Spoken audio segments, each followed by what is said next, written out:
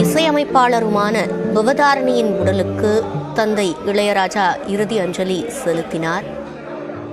தொடர்ந்து தற்போது ஓ பன்னீர்செல்வம் இறுதி அஞ்சலியை செலுத்தி வருகிறார். அதன் காட்சிகளை பார்த்துக் கொண்டிருக்கிறோம். தொடர்ந்து கூடுதல் விவரங்களை செய்தியாளர் பழனிக்குமாரிடம் கேட்கலாம். பழனிக்குமார், அங்குள்ள சூழல்.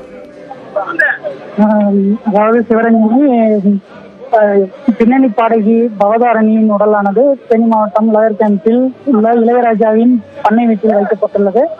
தற்பொழுது அவரது தந்தையான இசையமைப்பாளர் இளையராஜா மதுரையிலிருந்து விமான நிலையத்திலிருந்து இந்த பண்ணை வீட்டிற்கு வந்துள்ளார்.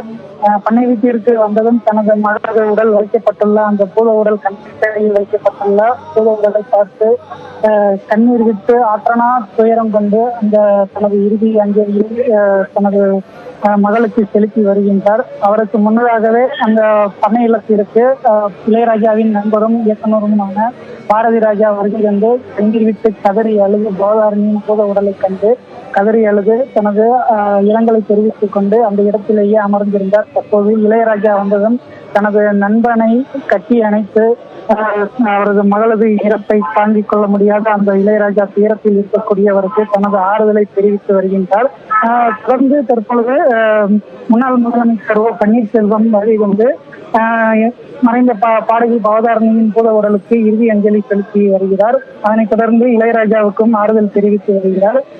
தற்பொழுது மேலும் சிவாச்சாரியார்கள் பவதாரணியின் உடலுக்கு முற்றோதல் நடத்தி வருகின்றனர். ஏற்கனவே காலையில் தேவாரம், திருவாசகம், ராமாயணம் உள்ளிட்ட முற்றோதல் நிகழ்த்திய நிலையில் தற்பொழுது இளையராஜா வந்தடைந்ததும் மீண்டும் சிவாச்சாரியார்கள் முற்றோதல் ஓத தொடங்கியுள்ளனர். இதையடுத்து அவர்களது குடும்ப வழக்கப்படி சடங்குகள், சம்பிரதாயங்கள் நடத்தப்பட்டு இந்த பண்ணை இல்லத்தில் பவதாரணியின் பாட்டியாகவும் இளையராஜாவின் தாயாருமான சின்னத்தாயின் நினைவிடம் மற்றும் பவதாரணியின் தாயாரும் இளையராஜாவின் மனைவியுமான ஜீவாவின் நினைவிடம் ஆகியோர்களது இருவரது நினைவிடங்களுக்கு அருகாமையில் பாடகி பவதாரணியின் உடலானது நல்லடக்கம் செய்யப்பட உள்ளது.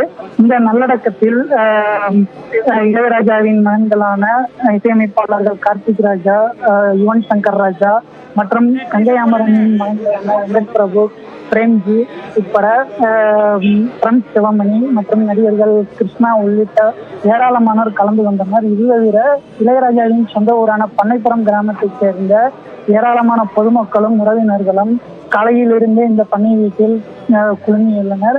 தொடர்ந்து இறுதிச் சடங்கு நடைபெறும் வரை அந்த பவதாரணியின் இறுதி அஞ்சலியில் கலந்து கொண்டு தங்களது இறுதி அஞ்சலி செலுத்திய பின்னர் இங்கிருந்து செல்வார்கள் என எதிர்பார்க்கப்படுகிறது.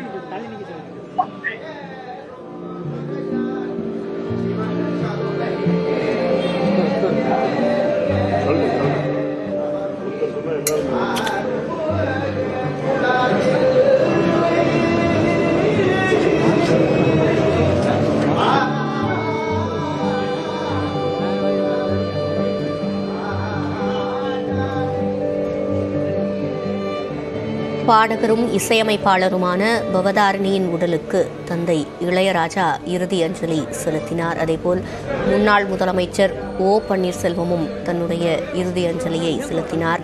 முன்பாக இளையராஜாவின் நண்பரும் இயக்குநருமான பாரதி ராஜா கண்ணீர் மல்க தன்னுடைய அஞ்சலியை செலுத்தினார்.